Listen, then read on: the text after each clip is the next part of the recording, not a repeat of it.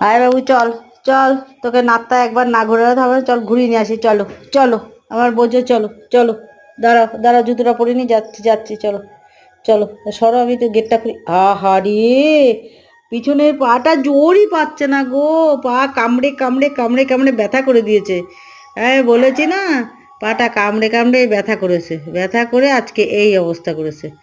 পাটা দেখো কিরম মুচকে গেল, বসতে গেলে দেখে পিছনে সরতে গেল কিরকম। দেখো, এখন কিছু একটা মলম টলম দিতে হবে নাকি কি জানি, মলম দিলে তো আবার চেটে দেবে। কি করব বলো দেখিনি ওকে, কি করব, পাটা ব্যথা ব্যথা ব্যথা ব্যথা হয়েছে, নিজের পা নিজে কামড়ে চুলকে চুলকে কামড়েছে। ব্যাস, হয়েছে তো, হয়েছে তো।